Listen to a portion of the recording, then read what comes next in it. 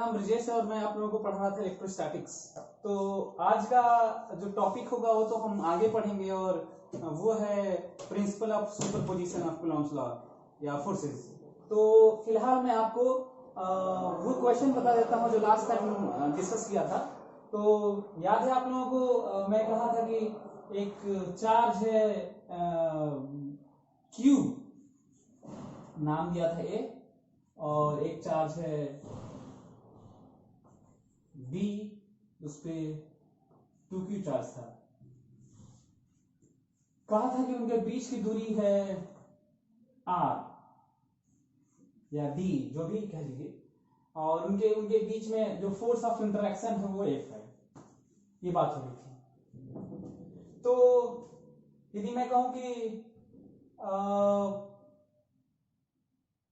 ये जो फोर्स है इनके बीच का वो F की वैल्यू क्या है, तो F की वैल्यू है, लिख लेता हूं मैं, F बराबर K Q1 Q2 by distance का स्क्वायर है R स्क्वायर।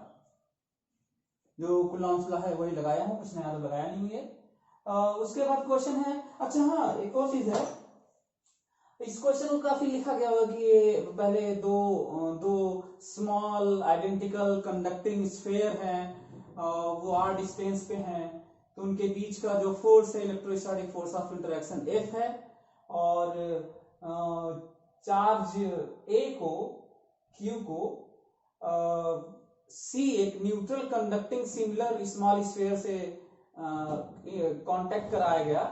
तो जो चार्जेस डिस्ट्रीब्यूट हुए फर्दर A को उठा के फिर B के साथ इंटरेक्ट किया गया, और फिर B और A को सेम सेपरेशन जो आज इनिशियल डिस्टेंस रखा गया, तो बताना है कि अब फोर्स कितना है ना। तो जब भी कोई इस तरह की बातें हो कि ऐसा किया गया वैसा किया गया, ये हुआ वो हुआ, तो उसे घबराना नहीं चाहिए, बल्कि हमें स्टेप वाइज इसको फॉलो करना चाहिए। जैसे कि कहा गया है कि ऐसे है तो F लग रहा है, तो ये वैल्यू लिख लिया। अब बात हो रही है इसको A को टच कराया गया C से टच कराया गया सिमिलर स्फीयर। तो आप देखेंगे कि जब ये टच होंगे, जब दोनों A और C टच होंगे, तो इस पे Q है और इस पे 0 चार्ज है। तो ये आपको ध्यान देना होगा कि जब सिमिलर कंडक्टिंग स्फीयर, सिमिलर का सेंस बस साइज है, सिमिलर कंडक्टिंग स्फीयर जब टच करते हैं, उनको टच कराया जाता है, तो फटाक से विद फ्रैक्शन ऑफ सेकेंड जितना भी दोनों का मिलाकर जितना चार्ज है, total net charge irrespective of individually having initial charges, so अचानक और टोटल चार्ज का आधा आधा डिवाइड हो जाता है। अच्छा, एक बड़ा स्फीयर है एक छोटा स्फीयर है, तो एक बड़ा है एक छोटा है, तो तब अलग अलग, बड़े पे बड़ा ज्यादा चार्ज होगा, छोटे पे कम चार्ज होगा, और निकालना मुश्किल होगा, क्योंकि इसके अपने रूल्स हैं कि सेम पोटेंशियल पे चीजें रहती हैं जब कंडक्टिंग चीजें इंटरैक्ट करती हैं। तो सिमिलर साइज इसलिए दिया गया है ताकि आधा आधा चार्ज कर दें। तो देखिए Q है 0 है, तो ये दोनों को जब टच कराएंगे तो Q और 0 मिलकर कितना हो जाएगा, Q ही रहेगा, टोटल नेट चार्ज Q, और आधा आधा चार्ज हो जाएगा Q/2 और Q/2, टोटल का आधा आधा चार्ज हो जाएगा। फिर इनको सेपरेट किया गया, फिर यहां से अलग से उठाया गया, और A को जो जिसपे Q/2 चार्ज था A, और इसको फिर से टच कराया गया B से, टच, जिसपे ऑलरेडी कितना चार्ज था 2Q, ठीक है। फिर से आपको याद है कि जब इनको टच कराया जाएगा तो ये स्थिति होगी, ये A है और ये B है। एक क्वेश्चन में लिखा हुआ है कि जब ये दोनों को R डिस्टेंस पे रखा गया था तो फोर्स F था, और A को न्यूट्रल किसी थर्ड चार्ज न्यूट्रल C से टच कराया गया, फिर यहां से A को सेपरेट किया गया, तो अब Q/2 ही रहा होगा सेपरेट करने पर, और इस पे वो तो हट ही गया, और इसको फिर से इसके साथ टच कराया गया। अब बताइए दोनों जब टच किए जाएंगे तो नेट चार्ज कितना होगा, नेट चार्ज होगा 2q प्लस q बाई 2। ये जो नेट चार्ज है आप देख रहे होंगे, जो नेट चार्ज है यहाँ पे इसका ये q plus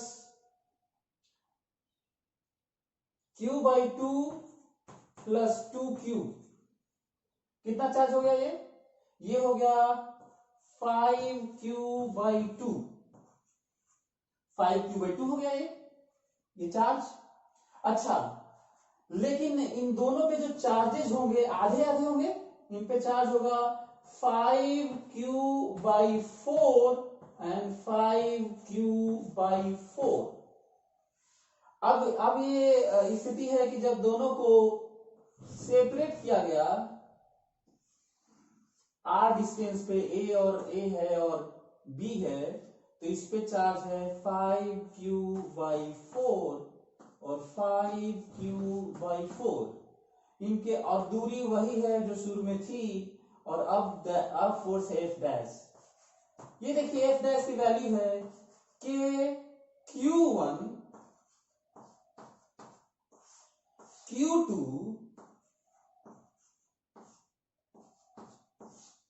by r square. Notice करने वाला ये पॉइंट कि भले ही प्रोसेस, स्टेप्स, कंडीशन, सिचुएशन जो भी क्वेश्चन में किया जाए, क्वेश्चन में हो सकता है कि बहुत सारे डिवाइस का नाम लिया जाए, बहुत सारे जो आपके लाइफ की चीजें हैं, ऑब्जेक्ट्स, उनका नाम लिया जाए, पर फर्क नहीं पड़ता। जरूरत इस बात की है कि इसका जो कूलॉम्स लॉ है, जो फार्मूला है, उसी को हम लगाएंगे और जो रिजल्ट होगा वो बताएंगे, है ना। धीरे धीरे आइडिया भी लग जाएगा कि हमें किसी क्वेश्चन को, अनसीन क्वेश्चन को जो देखे नहीं हुए हैं उसको हम कैसे अप्रोच करेंगे, और भी क्वेश्चन हम लोग करेंगे। और लास्ट में हम लोग जब थियोरेटिकली सब पढ़ लेंगे एग्जाम्पल के साथ में, जैसे एग्जाम्पल लिया हूं मैं, तो लास्ट में हम लोग बहुत ही ज्यादा यूनिक क्वेश्चंस, टफेस्ट क्वेश्चन करेंगे, from easiest to toughest question. मतलब उनके बीच में सारे कॉम्पिटिटिव एग्जाम्स और बोर्ड एग्जाम्स के क्वेश्चंस रहेंगे, तो ये अच्छी चीज है। तो हमें पहले अभी एग्जाम्पल के साथ थ्योरी को सीखना है। ये एफ डैश की वैल्यू है, अब एफ डैश देखिए, ये देखिए 25 by 16 k q square by r square, k q square by r square. अब जल्दी से इसको एफ नहीं समझना है, क्योंकि आप यहां पे देखिए क्या लिखा हुआ है, ये वाला, ये है एफ बराबर 2 k q square by r square है। अब मैं इसको सब्स्टिट्यूट करने जा रहा हूं, इसकी वैल्यू है एफ बाई 2 है। देखिए k q square by r square की वैल्यू है एफ बाई 2, यहां पे मैं रखने जा रहा हूं। तो यहां पे रखने पे पता चल रहा है कि एफ डैश बराबर 25 बाई 16 एफ बाई 2, वैल्यू आ गया 25 बाई 32 एफ। सो आंसर आ चुका है। यदि Q और 2Q चार्ज के बीच का फोर्स F हो, तो ये सब स्टेप्स के बाद जो लंबा सा क्वेश्चन लिखा होगा, ये सब स्टेप्स के बाद उनका जो नया फोर्स होगा A और B के बीच में, जिन पे चार्ज इस तरह का डिस्ट्रीब्यूट हो गया है, तो ये 20F बाई 32 होगा। अब ये जो ऑप्शन दिया होगा उसमें बहुत सारे ऑप्शन होंगे, एक तो ऑप्शन होगा F होगा, एक तो ऑप्शन होगा 25F बाई 16 होगा, एक होगा 25F बाई 32 होगा, एक होगा F बाई 2 होगा। ऑप्शन तो कैसे एक तो सही देके और बाकी 3 थोड़ा सिमिलर टाइप का कहीं पे जो बीच में स्टेप्स आए होंगे उन्हीं को लिखना होता है। इसीलिए कई लोगों से गलतियां हो जाती हैं कि कुछ करते हैं और वो वाला भी एक ऑप्शन होता है जबकि नहीं है। जैसे एग्जांपल लेते हैं, यहाँ पे लग रहा है जैसे जल्दी जल्दी में 25 और 16 यहाँ पे लोग F मान लेते हैं, तो ये भी गलतियां हो जाती हैं। तो मैं आपको ये भी सिखाते चल रहा हूँ कैसे हम लोग चीजों को अज्यूम करेंगे, कैसे हम चीजों को, स्टेप्स को फॉलो करेंगे, कैसे वही लॉज जो थियोरेटिकली जो बेसिक फंडामेंटल लॉज है वही लगता है। एक बड़ा स्टेटमेंट यदि मैं देना चाहूँ अभी फिलहाल के लिए, तो मैं ये कहूंगा कि साइंटिफिक जो लॉज हैं, जो डिस्कवरीज हैं, जो हमारी रीच है, चाहे कभी भी होगी, आपको पता है बहुत लिमिटेड है। आप इससे अंदाजा लगा सकते हैं कि ये पूरी इतना इतना मतलब जायंट यूनिवर्स, इतना भीम का इतना बड़ा यूनिवर्स है, लेकिन जो फंडामेंटल फोर्सेस हैं जो गवर्न करने वाले, चाहे स्टैटिक फॉर्म में कोई चीज हो चाहे डायनामिक फॉर्म में हो, गैलेक्सीज रिवॉल्व कर रही हैं, planets, stars, satellites, this that, earth पे इतने मूवमेंट्स है ना, केवल और केवल 4 फंडामेंटल फोर्सेस गवर्निंग है। सरप्राइजिंग।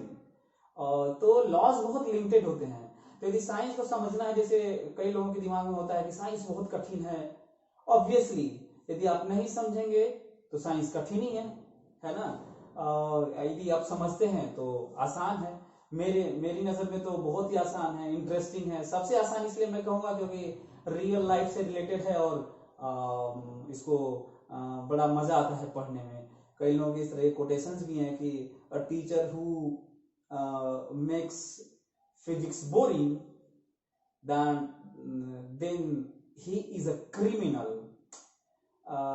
मतलब कोई टीचर है जो फिजिक्स को बोरिंग पढ़ाता है, टीचर्स फिजिक्स बोरिंग, तो बड़ा वॉल्टर फ्लेमिंग का ही बहुत पॉपुलर है, प्रैक्टिकल साइंस फिजिक्स के जो करके दिखाते हैं। एनीवे, तो मैं आपको बताने की कोशिश कर रहा हूँ कि ये नहीं कि एक क्वेश्चन सॉल्व हो गया, मैं आपको इसमें बहुत सारी चीजें बताया कि हमें कैसे सोचना चाहिए।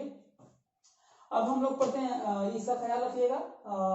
फिर से मैं आपको याद दिला दूं, बहुत सारे असम्पशन भी होते हैं। इमेजिन करिए कि सिमिलर स्फीयर ना दिया हो तो भी आपको मानना होगा, अलग अलग साइज का दिया होगा तो उसी प्रोपोर्शन में आपको चार्ज डिवाइड करना होगा। हालांकि सच्चाई ये है कि एक बड़ा स्फीयर हो एक छोटा स्फीयर हो तो मुश्किल होगा। हम लोग आगे देखें किस तरह से सेम पोटेंशियल के नाते इन पे चार्जेस हम नहीं निकाल पाएंगे, वो आगे हम लोग देखेंगे। फिलहाल इसके लिए इतना ही। रही बात एक क्वेश्चन, और कई बच्चे वीडियोस देख के कुछ लोग क्वेश्चन पूछे हुए हैं कि सर ये कैसे मालूम चला कि चार्जेस लाइक चार्ज रिपेल करते हैं और अनलाइक चार्जेस अट्रैक्ट करते हैं, ये कैसे मालूम चला? मतलब आप कैसे कह सकते हैं ये वाली बात आप कैसे कर सकते हैं? तो उसको भी मैं एक्सप्लेन कर देता हूं कि कैसे कहा जा सकता है। चलिए मैं उसकी भी चीजें बता देता हूं। देखिए, ग्रेविटेशनल यूनिवर्सल जो लॉ है ग्रेविटेशन का, वो 1665-67 के अराउंड न्यूटन ने किया था, 17th सेंचुरी में। तो और एक लंबा सा फेहरिस्त है, 1895-97 के अराउंड इलेक्ट्रॉन का खोज होता है, उसके मास का खोज जे थॉमसन करते हैं। मॉडर्न का पूरा एक लंबा सा इतिहास है, वो हम लोग मॉडर्न फिजिक्स में पढ़ेंगे। लेकिन इलेक्ट्रॉन के बीच में जिस तरह की बात बाद में होने लगी, और हालांकि कूलॉम्स लॉ की खोज तो कूलॉम ने किया था, ऑगस्टीन डी चार्ल्स कूलॉम ने किया था। लेकिन यह है कि जो फोर्सेस होते हैं उन्होंने किया क्या, उन्होंने किया कि जो रब करके कंडक्शन से इस तरह की चीजें, उस चीजों से जो चार्जेस आए है ना, रब करके जो पॉजिटिव, तो उन्होंने देखा कि उनके बीच में रिपल्सन था और किसी और एक्सपेरिमेंट में अट्रैक्शन था। तो उस लेवल में जाके उस प्रोपोर्शनलिटी को एक्सपेरिमेंट करके वो सब बताना, बल्कि उसके बजाय मैं यदि आपसे ये कहूं कि थोड़ा सिंपल तरीके में समझते हैं तो ज्यादा अच्छा होगा कि एक इलेक्ट्रॉन और एक इलेक्ट्रॉन के बीच में, एक इलेक्ट्रॉन के बीच में यदि 1 सेंटीमीटर या 10 सेंटीमीटर कुछ भी फोर्सेस हो, तो ग्रेविटेशन की खोज क्योंकि हो चुकी है 18th सेंचुरी तक, तो पता चला कि इनके बीच में, इनका जो मास है इनके बीच में क्या होना चाहिए था, अट्रैक्शन होना चाहिए था। ग्रेविटेशनल फोर्स अट्रैक्टिव होता है तो अट्रैक्शन होना चाहिए था इन दो इलेक्ट्रॉन के बीच में। लेकिन पाया ये गया कि इनके बीच में रिपल्सन होता है, मतलब ये छोड़ने पे ये दूर जाते हैं। तो ये हुआ कि भाई कुछ ऐसा फोर्स है जिसको हम लोग नहीं जानते। तो वही इलेक्ट्रोस्टैटिक फोर्स, वहीं से इस तरह की बात शुरू हुई। हालांकि एक लंबी सी फहरिस्त है, लंबी सी जर्नी है इसकी।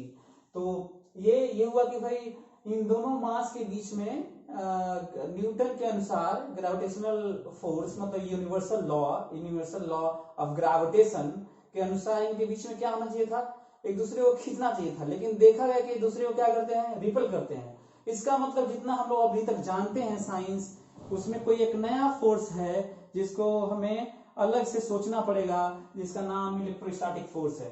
ठीक है, सिमिलरली प्रोटॉन के लिए भी होल्ड करता है। और रही बात ग्रेविटेशनल फोर्स, यदि मैं कहूं कि ग्रेविटेशनल फोर्स के इन दोनों के बीच में G_m_e/r²,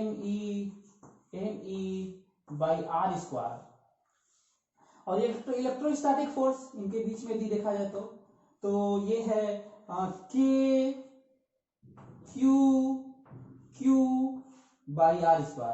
काफी ज्यादा सिमिलर है। ये भी देखिए, ये gravitational force is directly proportional to the product of masses and electrostatic force is proportional to the product of magnitude of charges. और यहाँ पे है inversely proportional to the square of distance between them. और यहाँ पे भी वही है कि inversely proportional to the square of distance between them. यही रीजन है कि सेम डिस्टेंस पे 2 पॉइंट चार्ज पॉइंट मास को रखा जाए जिन पे चार्ज भी हो, तो जब हम रेशियो लेंगे तो independent of distance between them हो जाएगा। तो यदि मैं कहूं कि इनके बीच का रेशियो क्या है, कितना, आपको मैं जस्ट बताना चाहता हूं कि किस तरीके से electrostatic force by gravitational force बराबर E/me, और ये nearly equal to 10 to power 42, 10 to power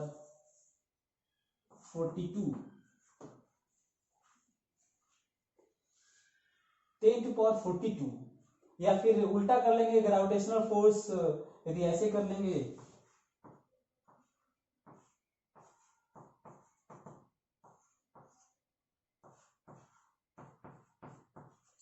आप इमेजिन करिए कि ग्रेविटेशनल फोर्स इलेक्ट्रोस्टैटिक फोर्स से किस लेवल में कमजोर है, ऑलमोस्ट नेग्लिजिबल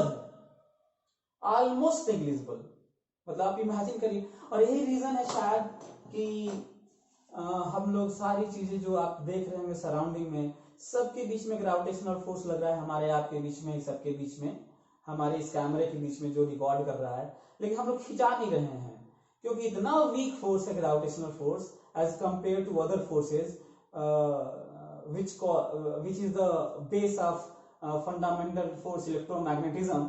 उसके कंपैरिजन में frictional force, air resistance, this force, that force, ये सारे उसके कंपैरिजन में जो ग्रेविटेशनल फोर्स इतना वीक है कि हम लोग चिपक नहीं रहे हैं, अट्रैक्ट नहीं हो रहे हैं। इसको समझने की जरूरत है।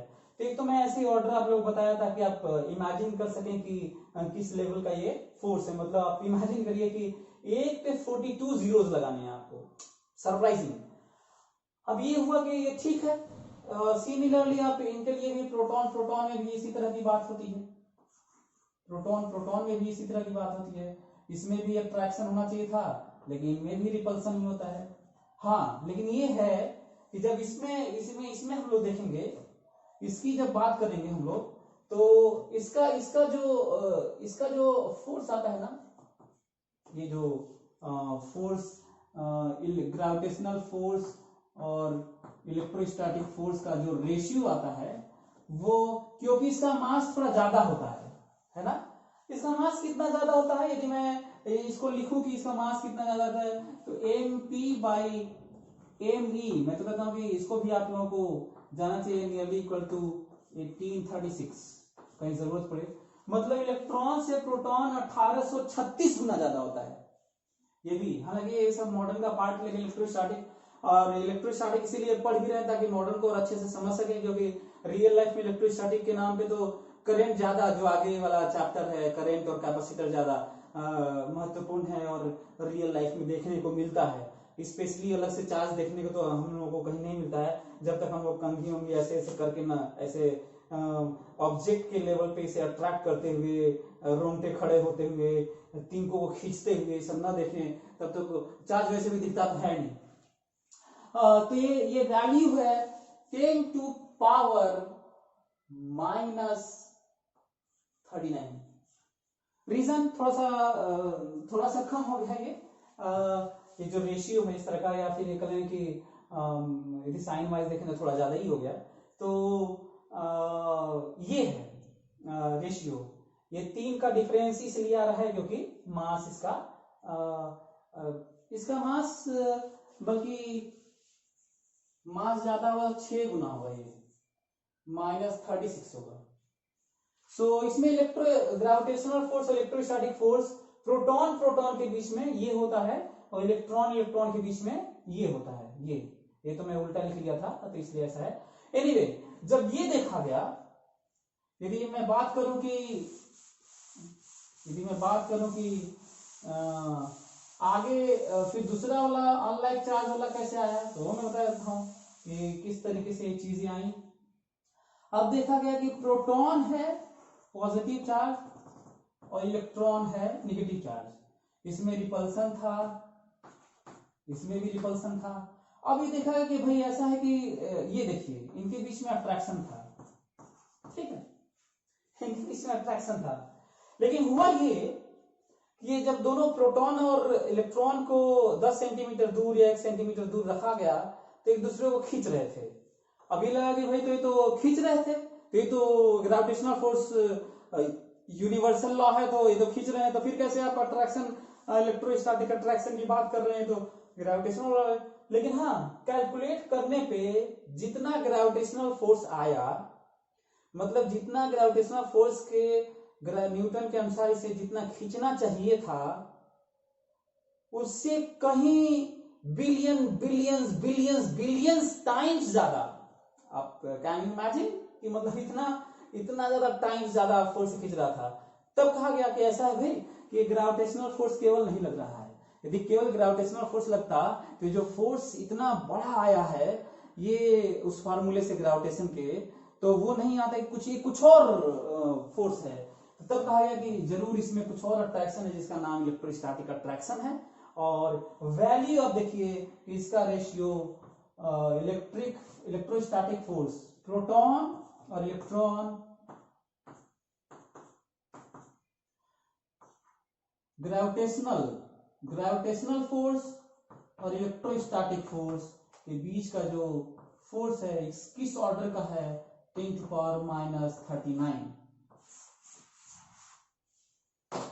मैं आपको यही बताना चाह रहा था कि कुछ बच्चों के ये डाउट्स थे, वो अलग से पूछे थे कि सर ये कैसे ये खोज हुई कि उनके बीच में कुछ के बीच में इलेक्ट्रोस्टैटिक रिपल्सन होता है, कुछ के बीच में इलेक्ट्रोस्टैटिक अट्रैक्शन होता है, तो आखिर ये कैसे होता है।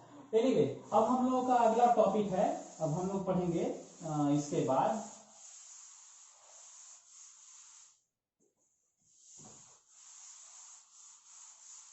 हम लोग पढ़ेंगे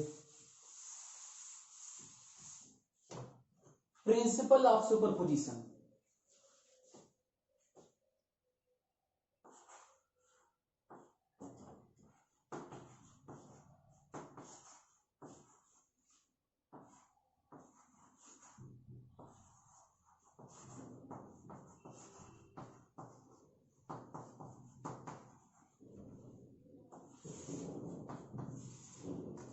principle of superposition of charge कहिए, principle of superposition of electrostatic force कहिए, principle of superposition of Coulomb's law कहिए, फर्क नहीं पड़ता। जरूरत इस बात की है कि हमें यह समझना है कि प्रिंसिपल ऑफ सुपरपोजिशन होता क्या है ना। तो मैं फिर से चाहूंगा कि साइंस इकट्ठा देखा जाए, ना कि अलग से किसी चीज को रटा जाए, याद किया जाए, बल्कि समझने की जरूरत है। तो प्रिंसिपल ऑफ सुपरपोजिशन का मतलब होता है कि कोई भी स्टिमुली है, बहुत सारे ऑब्जेक्ट्स हैं, कैरेक्टर हैं, क्वांटिटीज हैं, और उनका जो प्रभाव है, जो इफेक्ट है, वो इंडिपेंडेंट हो। किसी के होने से, किसी का होना, फोर्स लगाना, इंटरैक्ट करना दूसरी चीजों से कोई प्रभाव नहीं पड़ता, अपना इंडिपेंडेंट इफेक्ट दिखाए, यही प्रिंसिपल ऑफ सुपरपोजिशन है। और आप कहें क्या ये हर जगह होल्ड करता है, तो मैं ये कहूंगा कि नेचर में मोस्ट ऑफ द केसेस में ये होल्ड करता है। नेचर में most of the cases, not always, पर मोस्ट ऑफ द केसेस के नाम पे यदि परसेंटेज कहूं तो मोर देन 95%। थोड़े बहुत ऐसे केसेस हैं जो जहां पे प्रिंसिपल ऑफ सुपरपोजिशन होल्ड नहीं करता। एग्जाम्पल लूंगा, मैं कहूंगा कि अच्छा कहा जाए कि वो कंडीशन कौन सी है, कैसे जानेंगे, तो मैं यही कहूंगा कि जो लीनियर सिस्टम होते हैं, लीनियर रिलेशन, लीनियर सिस्टम्स होते हैं, जो लीनियर क्वांटिटीज रिलेशन है, उनके ऊपर ये होल्ड करता है। बल्कि मैं तो कहूंगा कि इम्प्लाइज एंड इम्प्लाइड बैक कह सकते हैं, मतलब प्रिंसिपल ऑफ सुपरपोजिशन यदि होल्ड कर रहा है तो लीनियर इक्वेशन लीनियर सिस्टम तो प्रिंसिपल ऑफ सुपरपोजिशन, इस तरह की बातें होती हैं जनरली ऐसी होती हैं। लेकिन नॉन लीनियर सिस्टम है, नॉन लीनियर सिस्टम तो प्रिंसिपल ऑफ सुपरपोजिशन होल्ड नहीं करता। तो ये पॉइंट है जो आपको जानना था। हालांकि थोड़ा बियॉन्ड कोर्स टाइप का है तो उस पर नहीं जाते हैं। हाँ, ये कोर्स का है, वो तो मैं linear system and this and that, higher education के लिए आप थोड़ा बात कर सकते हैं। पर अब एग्जांपल लेते हैं तो आपको ज्यादा समझ में आएगा कि किस तरह का ये सेंस क्या है। तो इसका सेंस यही है कि किसी बॉडी पर कोई फोर्स लग रहा है, कोई और एक फोर्स लग रहा है, तो जो इसका अपना प्रभाव है, यदि वो लगता है या नहीं लगता है, ये अपना प्रभाव दिखाएगा। ये लगता है या नहीं लगता है, तो ये लग रहा हो तो अपना प्रभाव दिखाएगा। दोनों लग रहे हैं तो दोनों अपना प्रभाव दिखाएंगे, और इंडिपेंडेंट जो था वो उसी तरह का दिखाएंगे। और जब हम कैलकुलेट करें कि नेट क्या है, तो वेक्टर क्वांटिटीज होंगी तो वेक्टर सम कर लेंगे, स्केलर क्वांटिटीज होंगी तो स्केलर सम कर लेंगे, और जो आएगा उसे रिजल्ट बोलेंगे। यही सुपरपोजिशन प्रिंसिपल है। अब रही बात की यहाँ पे कूलॉम्स लॉ, अच्छा हाँ, जो मैं बता रहा था कि फिजिक्स में सब जगह होल्ड करता है। तो आप जहां भी देखेंगे वेव है ना, वेव, स्ट्रिंग वेव हो गया, साउंड वेव हो गया, इलेक्ट्रोमैग्नेटिक वेव हो गया, फोर्स हो गया, मोमेंटम हो गया, एक्सेलरेशन हो गया, वेलोसिटी हो गई। नाव पे यदि रिवर की वेलोसिटी है, इंपोज किया आपने उसको, एक तरह से फोर्स लगाया, सेल करने की कोशिश की, नाव को अपने खेने की कोशिश की, तो उसका भी इफेक्ट दोनों को मिला के, है ना, vector sum of those velocities applied on board, तो इम्पोज ऑन बोर्ड। सो हर जगह तो अप्लाई हो रहा है superposition of principle of charges, net charge, अपना अपना प्रभाव, है ना। तो हर जगह चार्ज का, इलेक्ट्रोस्टैटिक का, पोटेंशियल का, स्प्रिंग का, फोर्स का, मोमेंटम का, जब सब जगह है सुपरपोजिशन प्रिंसिपल। अब यह है कि सुपरपोजिशन प्रिंसिपल को और थोड़ा डिटेल में लिखें, समझें, तो यही कहूंगा इसको ऐसे होगा कि सुपरपोजिशन प्रिंसिपल को स्टेटमेंट दिया जाए, स्टेट किया जाए, तो ऐसा होगा कि इलेक्ट्रोस्टैटिकली, खासकर यहाँ पे लिख देता हूं, for electrostatic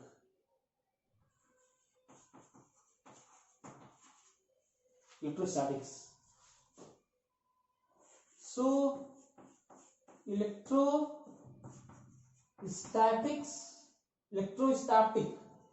electrostatic force between two charges is independent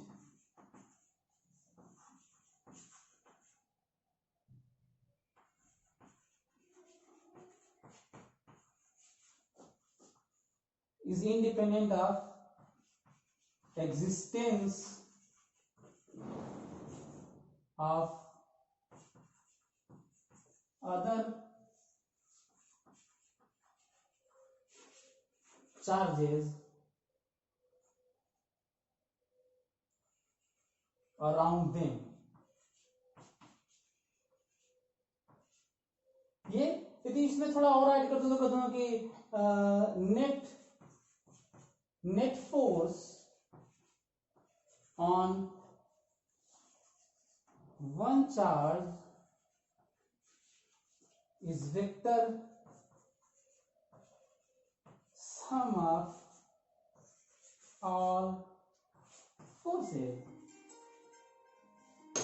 मैं आपको ये बताने की कोशिश कर रहा था कि electrostatic force between two charges is independent of existence of other charges around them. Net force on one charge, net force on one charge is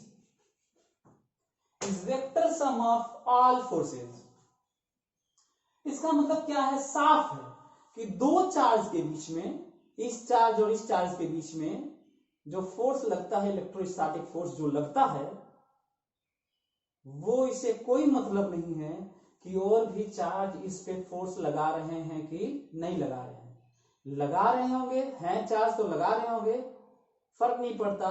ये वाला तो जितना अकेले लगा रहा था, यदि बाकी चार्ज ना हो और जितना ये फोर्स लगाए बाकी चार्ज होंगे, तब भी ये वाला उतना ही लगाएगा। इससे कोई फर्क नहीं पड़ता कि और चार्जेस इस पे फोर्स लगा रहे हैं कि नहीं लगा रहे हैं। यही समझने की जरूरत है, यही मैं आपको समझा रहा था। तो यदि मैं कहूं कि इलेक्ट्रोस्टैटिक फोर्स का यदि स्टेटमेंट लिखूं तो यही मैं कहूंगा कि फोर्स ऑन चार्ज 1, और इसके लिए फोटो बना दो यहाँ पे तो ज्यादा आपको समझ में आएगा। ये एक्सिस है, ये चार्ज है, ये Q1 है, Q2 है, Q3 है, माइनस Q4 है, Q5 है, एंड सो ऑन। बहुत सारे चार्ज है ना। मैं आपको बताने की कोशिश ये कर रहा हूं कि यदि कोई कहे कि ये इस पे कितना फोर्स लगा रहा है, Q1 Q2 बहुत सारे चार्जेस हैं, यदि मैं कहूं कि Q1 पे Q2 कितना फोर्स लगा रहा है, तो Q1 Q2 वाला कूलॉम्स लॉ लगा के अपना लगा दीजिए फोर्स। इससे कोई मतलब नहीं है कि और भी चार्जेस हैं कि नहीं है। यही सुपरपोजिशन प्रिंसिपल है। और बात है सुपरपोजिशन का सेंस, तो इसका मतलब है कि सारे फोर्सेस इंडिपेंडेंटली सुपर इम्पोज होंगे यहीं पर।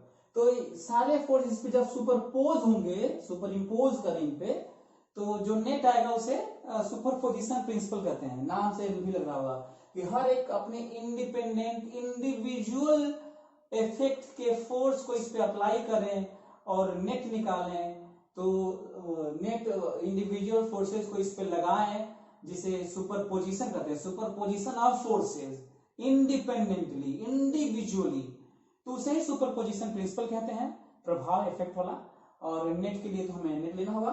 एनीवे, तो देखिए Q2 तो इस पे फोर्स लग रहा होगा F1, Q3 इस पे लग रहा होगा F3, F1/2, F1/3, ये देखिए अपनी तरफ खींच रहा होगा F1/4, और ये रिपेल कर रहा होगा F1/5। ये समझने की जरूरत है। अब रही बात की सुपरपोजिशन प्रिंसिपल क्या मतलब है।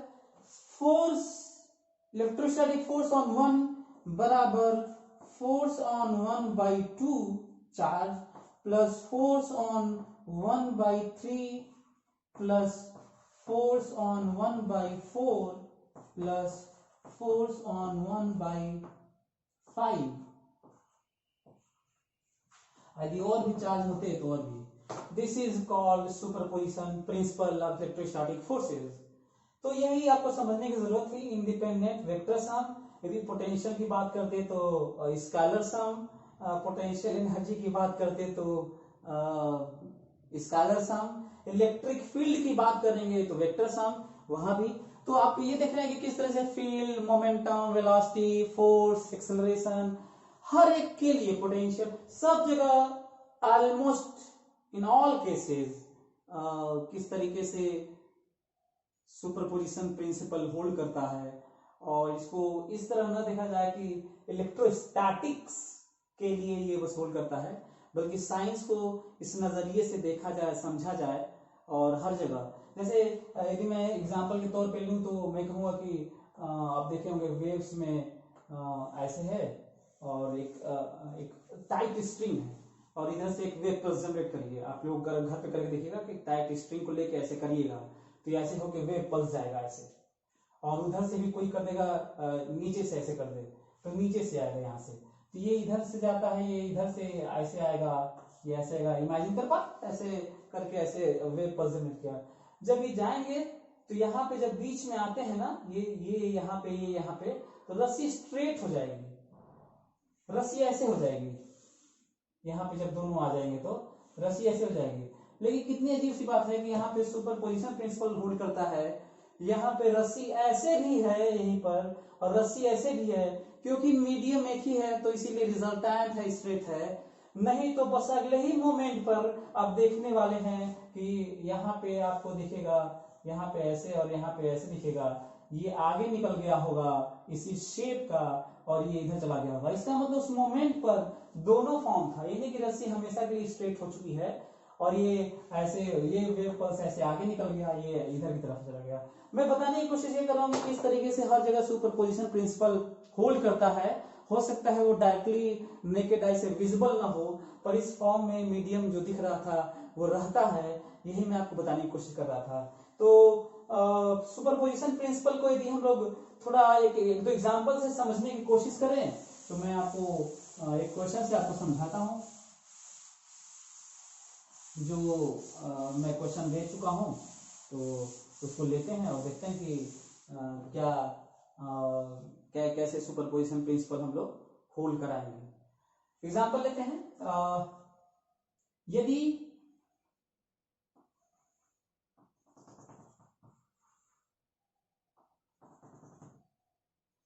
ये दूरी A है, ये दूरी A है और ये Q है, ये Q है, ये 2Q है, ठीक है। एग्जांपल लेते हैं। तो यदि मैं कहूं कि इस वाला नाम ले लेते हैं A B C, मैं कहूं कि Q पे कितना फोर्स लग रहा है, तो मैं आपसे कहूं कि Q पे कितना फोर्स लग रहा है, इस Q पे मतलब चार्ज B पर इलेक्ट्रोस्टैटिक फोर्स नेट कितना लग रहा है। तो इसे मैं आपको सिखा देता हूं, आपको आप आज ही चीजों को समझ भी जाएंगे। चलिए, हमेशा एक और साइंस के लिए बहुत बड़ी बात आपके लिए मैं बताने वाला हूं। मेरे लिए क्वेश्चन कोई भी बड़े छोटे नहीं होते, क्योंकि करने के तरीके और जो लॉज होते हैं वो सेम होते हैं। तो फिर कौन सा कठिन क्वेश्चन, कौन सा आसान, कोई फर्क नहीं पड़ता। आपको भी इस तरह का कॉन्फिडेंस धीरे धीरे आ जाना चाहिए। एनीवे, तो जो बड़ी बात है साइंस के लिए वो ये है कि सबसे पहले हमें ये देखना होता है कि हमें क्या फाइंड आउट करना है, क्या पाना है, किस पे पाना है, मतलब हमारे लिए सिस्टम क्या है और हमें क्या चीज उसमें से क्या चीज निकालना है। एग्जाम्पल लेते हैं। कहा गया है कि बी पर कितना नेट फोर्स लग रहा है। तो सबसे पहले मेरे दिमाग में आएगा कि बी पर हमें फोर्स निकालना है। सिस्टम मेरे लिए बी है, जिस पर जितने फोर्स लग रहे होंगे उनको जोड़ना है और हमें निकालना है। और क्योंकि फोर्स जोड़ना है, फोर्स निकालना है, नेट निकालना है मतलब जोड़ना है, और क्योंकि वेक्टर है फोर्स तो वेक्टर की तरह जोड़ना है। यदि कहीं पे स्केलर क्वांटिटी होगी, potential, mass, time, this that, distance, तो वैसे स्केलर की तरह सिंपली जोड़ेंगे। तो एक तो ये 2 पॉइंट है जो हम लोग को ध्यान रखना है। अच्छा, अब हम लोग को ध्यान रखना है कि इस पे फोर्स, तो इस पे जितने भी सराउंडिंग में चार्ज होंगे, एक चार्ज होगा तो एक लगाएगा, 2 चार्ज होंगे तो 2 फोर्स लगाएंगे, 3 चार्ज होंगे 3 लगाएंगे, 10 चार्ज होंगे 10 फोर्स लगाएंगे, इनफाइनाइट चार्जेस होंगे तो इनफाइनाइट फोर्सेस लगाएंगे और उनका वेक्टर सम लेंगे। पॉइंट है। तो पहले हम लोग काउंट करेंगे, कहेंगे ऐसा भाई कि भले ही चार्ज 3 ठो है तो 3 नहीं, इस पे तो निकालना ही है। इस पे फोर्स लगाने वाले जो सराउंडिंग में एक्सटर्नल सोर्सेज होते हैं वही लगाते हैं। किसी भी सिस्टम पर जो नेट फोर्स आता है वो एक्सटर्नल से आता है। तो हमारे लिए सिस्टम तो ये है, तो एक्सटर्नल में कितने चार्ज हैं इसके सराउंडिंग में, इसको छोड़ के ना, इस पे तो निकालना ही है, तो 2 है तो 2 फोर्स लगाएंगे। ये पॉइंट है। जो आप लोगों को ध्यान रखना है। तो काउंट कर लेते हैं। तो 2 फोर्स हमें दिखाना है। अब देखते हैं कैसे फोर्स लगाना है। क्यू, इसका हमें इस पे फोर्स लगाना है, तो ये कुछ नहीं मेंशन होता है तो प्लस ही मानते हैं हम लोग। तो ये क्यू और इस पे लगाना है। तो कैसे देखेंगे, देखो क्यू इसको खींचेगा कि रिपेल करेगा, तो क्योंकि ये इसके द्वारा इस पे फोर्स इधर लगेगा, जिसका नाम मैं F1 लिखता हूं और F1 लिख भी लेता हूं। F1 की वैल्यू है K Q Q by A square. फिर से मैं आपको याद दिला दूं, इसके द्वारा इस पे away same charge, plus plus तो अवे, माइनस माइनस तो अवे और प्लस माइनस तो टूवर्ड्स। तो मेंशन नहीं है तो प्लस प्लस मान के अवे में लिखा हूं, ये ध्यान रखना है। अच्छा, अब ये वाला भी इस पे फोर्स लगाएगा। तो ये देखो प्लस चार्ज है और इस पे लगाना है, प्लस चार्ज है, तो इसके द्वारा इस पे लगाना है, तो खींचेगा ये कि अवे, तो ये अवे फोर्स लगाएगा, नाम पे कहा F2। ये प्लस है, ये माइनस होता ना तो इधर लगा देता, और प्लस है तो अवे, सो अवे अवे। अच्छा हाँ, एक और पॉइंट है, जब ये फोर्स इस पे लगा रहा है, तो ऐसा नहीं है कि ये छोड़ दिया है, ये भी इस पे लगाया है। तो इस पे लगाया है पर इसका स्टडी करना नहीं है, इसलिए मैं नहीं दिखा रहा हूं, बस इस पे दिखा रहा हूं। फिर से इंपॉर्टेंट पॉइंट, ये फोर्स इधर लगा रहा है और ये इस पे इधर लगा रहा है, ये इस पे इधर लगा रहा है और ये इस पे इधर लगा रहा है। लेकिन इन दोनों पे हम इसलिए नहीं दिखा रहे हैं क्योंकि हमें इन पे कैलकुलेट नहीं करना है, इनका स्टडी नहीं करना है। हमसे पूछा गया है कि बी पर नेट फोर्स कितना लग रहा है, तो इसके द्वारा इस पे लाइन ज्वाइनिंग के अलोंग लगता है, लाइन ज्वाइनिंग के अलोंग लगता है, ये देखिए। सो F2 भी लिख लेता हूं मैं, F2 के Q1 Q2 ये वाला फोर्स बाई आर स्क्वायर, दूरी अभी भी यही है A। जब 2 परपेंडिकुलर फोर्स हो, 2 वेक्टर क्वांटिटी बराबर हो, तो फार्मूला होता है नेट का, नेट फोर्स का जो मैग्नीट्यूड है नेट फोर्स का, वो होता है under root F1 square plus F2 square. अब कई लोग इसको रटने की सोचते हैं। आपको याद दिला दूं कि ये कौन सा फार्मूला है, ये 2 वेक्टर के सम का है। Under root a square plus b square plus 2ab cos theta वाला ही फार्मूला है। कौन सा फार्मूला है? Under root a square plus b square plus 2ab cos theta. पर यहाँ पे थीटा 90 है, इसलिए जो थर्ड एक्सप्रेशन है वो खत्म हो चुका है। इसलिए परपेंडिकुलर वेक्टर का फार्मूला हर जगह परपेंडिकुलर वेक्टर के सम का under root a square plus b square है। इसको लोग सोचते हैं कि कोई नया फार्मूला होता है, तो फार्मूला एक ही है, 2 वेक्टर के सम का under root a square plus b square plus 2ab cos theta. वही जब वेक्टर परपेंडिकुलर हो जाते हैं, 90 डिग्री पे हो जाते हैं, तो 2ab cos थीटा 0 cos 90 0 हो जाता है और under root a square plus b square है। यदि इनके बीच का एंगल 60 डिग्री होता, 30 डिग्री होता, कोई और 89, 92, 94, 120 डिग्री, 150 डिग्री ऐसे कुछ होता, तो फिर हम वही फार्मूला लगाते और यहाँ पे 2ab cos थीटा भी होता, नहीं अभी भी 2ab cos 90 लिख दूंगा और यही रहेगा। तो यदि हम लोग कैलकुलेट करें कि यहां से F नेट, तो हमें मिलेगा, ये रख लेते हैं KQ square by A square का स्क्वायर प्लस ये वाला 2KQ square by A square का स्क्वायर। यदि इसको हम सम करके देखेंगे तो F नेट की वैल्यू आएगी √5 KQ square by A square.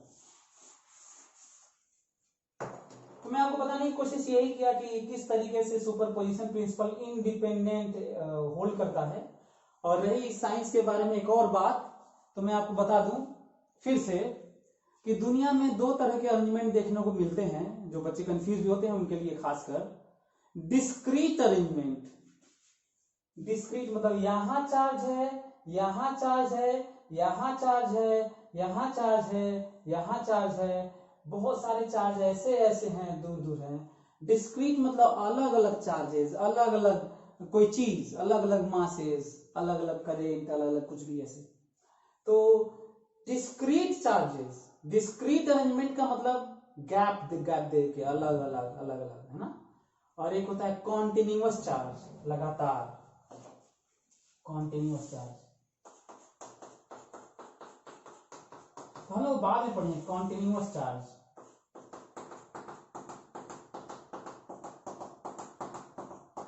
पूरा डिस्ट्रीब्यूटेड, है ना। दिस कॉन्टिन्यूअस चार्ज इनफाइनाइट तरह का कॉन्टिन्यूअस चार्ज होता है और इनफाइनाइट तरह के डिस्क्रीट चार्ज होते हैं। पर कूलॉम्स लॉ वही लगाएंगे, फोर्स का तरीका, तो ये समझने की जरूरत है। तो अभी मैं आज आपको बताया कि किस तरीके से सुपरपोजिशन प्रिंसिपल डिस्क्रीट चार्जेस के लिए अप्लीकेबल है, कॉन्टिन्यूअस के लिए भी अप्लीकेबल होगा, तो अगले क्लास में हम लोग पढ़ेंगे। फिलहाल के लिए अब आपको आइडिया लग गया होगा कि जो मैं क्वेश्चन दे रखा हूं पहले से ही, उसको कैसे किया जाए। तो आप लोग उन क्वेश्चंस को करिएगा। अगले क्लास में फिर से मैं आपको बताता हूं कि उन क्वेश्चंस को अटेम्प्ट करने का क्या तरीका है, क्या है, आप किए रहिएगा। और अगले क्लास में हम लोग पढ़ेंगे कि उनके ऊपर, हर चार्ज के ऊपर नेट फोर्स क्या होते हैं। Okay, thank you.